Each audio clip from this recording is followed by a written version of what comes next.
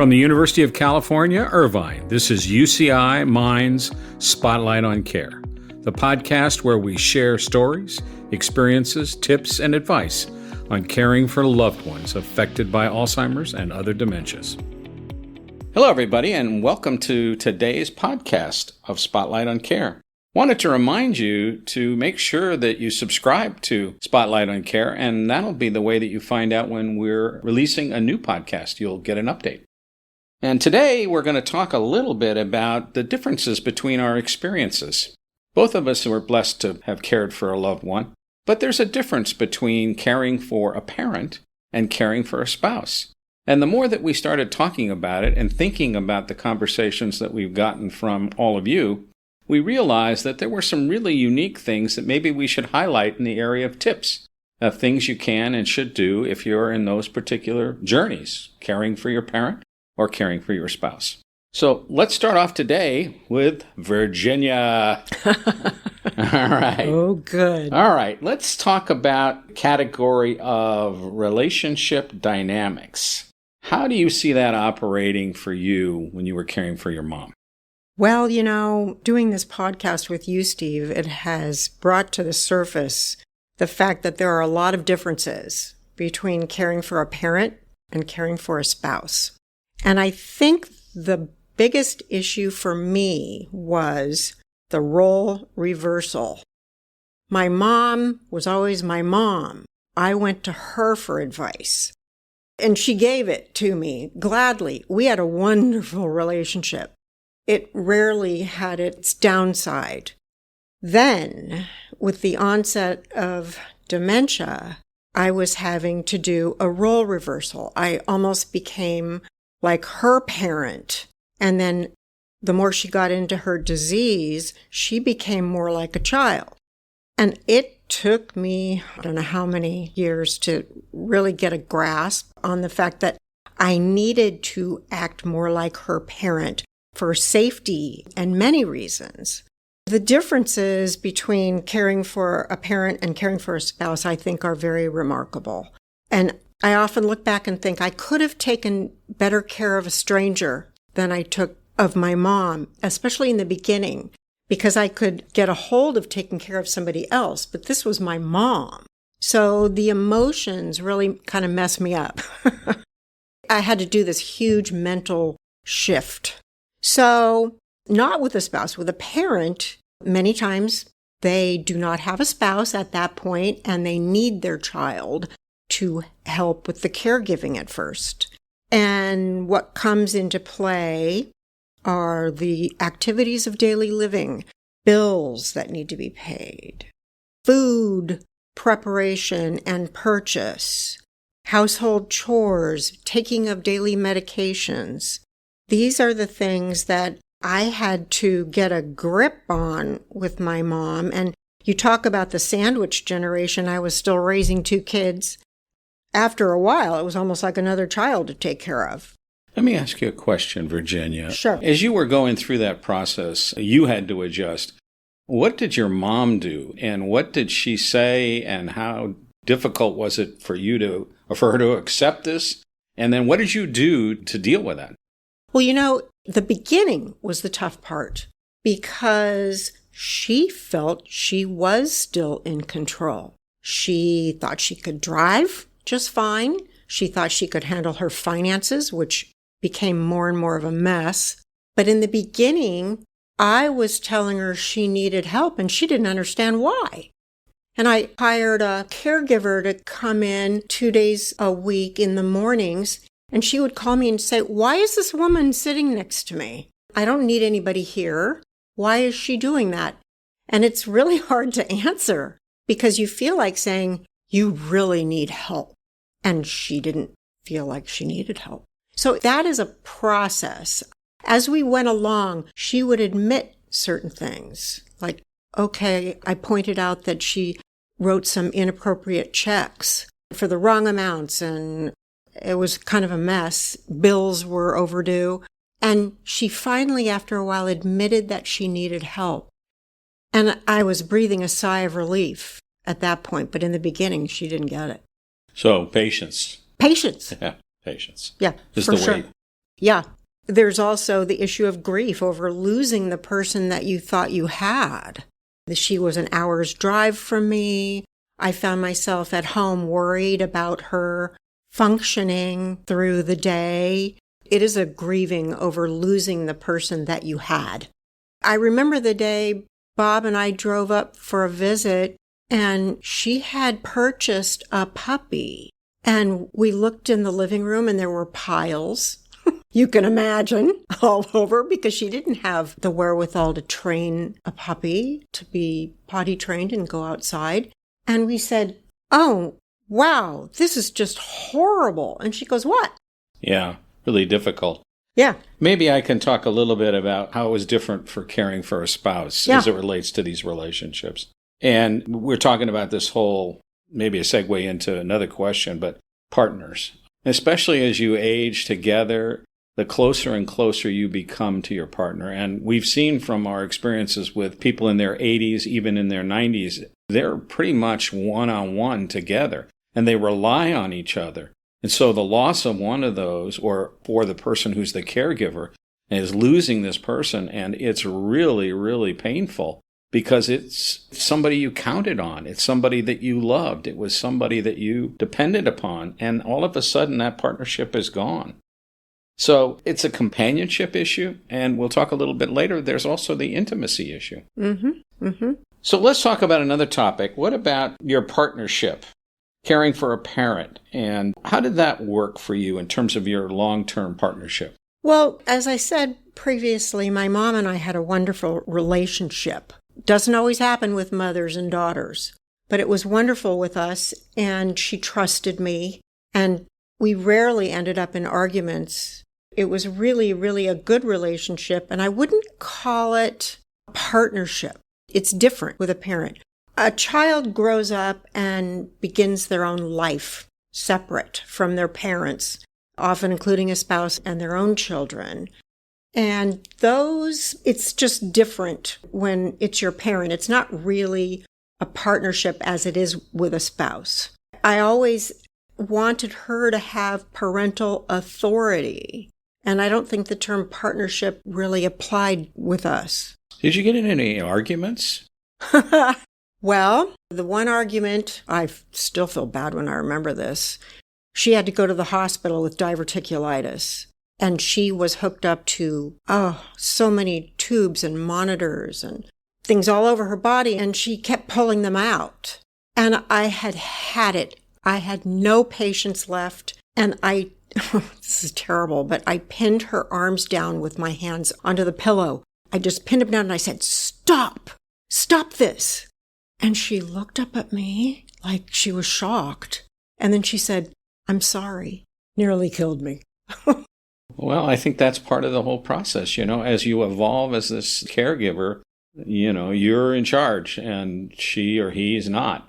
But that's particularly difficult if you're the child previously. Oh, it was horrible. So in terms of a long-term partnership for a spouse relationship, you had all these shared activities that occurred in your life, whether it was going on walks together or whether it was taking trips together. And all of these things were a part of your life, especially as you age. You just feel this incredible bond, and you don't really have work and you don't have as many friends as you used to have. As I said earlier, you're a little bit codependent on each other. And so one of the things as this continues is you need to find places to reinforce this connection. Talk about shared activities. I was talking to a gentleman who was going through this, and I said, why not talk about when you dated? Remember that they're going to remember things you may not remember that are older memories. And so, lo and behold, he said, yeah, we do a little bit of that. I can do more of it. And it's like, okay, remember talking about when your kids were young, your grandkids now, when they were young, or when, you had your kids and they were young. And it's just like this opportunity to reinforce those memories that are older memories and stay connected to them. That's one thing you can do. The other thing is kind of a little what Virginia was talking about activities, business activities. How can you go over finances? Even if it's just, hey, here's all the things we owe, and here's what I was thinking we ought to pay, and what do you think? So all of a sudden there's a participation. It's a little bit of a collaboration. Ultimately, you're going to sign the checks, but you're allowing that person to participate in the process so they still feel valued in terms of what's going on. So I think those are ways that I at least worked for Patty and I. We talked a lot about things that were mattered to us in our business life and in our personal life with our children. So it kept our relationship going. Yes, you had a business that you ran, and she was what, the financial... She was the controller. Controller. Yeah, and I had to fire her. Talk about a series of guilt that I felt. But the work was suffering, and I really wasn't working directly with her at the time. Someone else was, and I didn't see it. And they eventually had to come to me and said, this just is getting really, really bad. So that weekend, I said, hey, honey, you're not going to be able to go back to work. You had a partnership during the day, and then you would go home, and your partnership continued. So I did talk a little bit about our professional life. I would talk about what was going on, especially early in the process, because she was interested in hearing about how things were going. She realized she couldn't be there day to day, but it somehow kept her involved. A little bit about this finding ways to connect. Another way we connected was some of the business things that were going on in our life. Sure. So let's talk a little bit about decision making. And I guess we're talking over a lot of this at the same time, but you had siblings. And some people have had problems with siblings, whether they're step siblings or whether they're real siblings. And can you talk a little bit about how that worked for you and how did it work for your mom? I was very lucky. I have two younger brothers who lived farther from where Mom's house was. And of course, when she ended up in assisted living, I was, a mile and a half. And they still had a better part of 45 minutes to an hour to get to that place. But I was very lucky because they knew I was the leader of this little team. And whatever I needed them to do, they did without question. Even down to money, that can be such an issue with people uncooperative.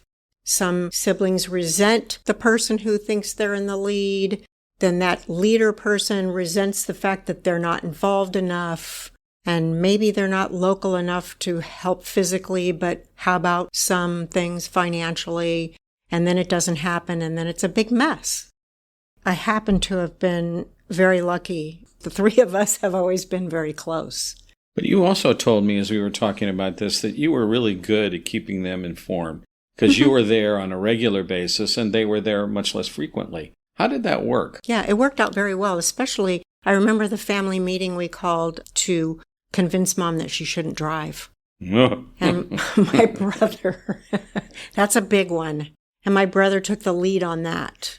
But our main point was, Mom, if you hurt someone or kill someone, there goes all the money that Dad had saved for you in case you needed that money if he went first, which he did. Then she kind of said, oh, you're right. And then, of course, the next day she was asking for her car keys. But Bob took the lead. I'm married to a Bob, and my brother is Bob. My dad was Bob. Lots of Bobs in your life. Oh, yeah, there were lots of Bobs. My brother Bob took the lead on that family meeting. And it went really well. We were all a little nervous. That's a big topic, taking away the car keys. Yeah, decision-making for me as caring for a spouse, I think that I talked a little bit about that already, about involving Patty in those conversations. But as it related to dealing with my children, who were not all around. My daughter lived in the East Coast. My son lived in Ohio. I guess that's on the East Coast. At least they think they are. My eldest son was here in California, but especially for my daughter, it was really a challenge because she and her mom were so close, but she couldn't be here. She was working full-time, even more than full-time. And so same thing for my second son, a little bit less for my eldest son, but I kind of got to a point where I used electronics. I mean, I literally, if we had a meeting with a doctor that they couldn't attend and it was important to hear what he had to say, or if there was some change that was going on with her, I would send an email. Some of them were weekly and some of them were every 2 weeks, but frequently I would just update them on what was going on, and sometimes there would be a call to ask questions. So the dialogue was pretty frequent. That's important when you have members that aren't nearby, but also even, I remember a guy it was kind of a blended marriage, one of the guys in our support group. So he had daughters who were his daughters, and he had daughters that were her daughters. And so, lo and behold, he had this difference of opinion a lot between them. And he worked really, really hard at the process of communication. And I think you can't write it off, because if you write it off and you say, well, that person just doesn't understand, I'm not going to talk to him, it's going to come back to haunt you at some point in time. So I think the tip here on either side really is communication. Did your kids ever disagree on something? You made a decision, and then did they ever disagree with each other or you? Not that I heard of. Mm. And the hardest conversation was when I was making a decision to place Patty in a community. Mm-hmm. And we were all on the phone together, conference call. My son, who lived nearby, Mark, says, yeah, I've been around Mom, and she just is a handful. I mean, I took care of her for 2 or 3 days, and I don't know how you do that. So Dad needs more help. Mm-hmm. I still owned the company. I still was working full time, so I needed some sort of help.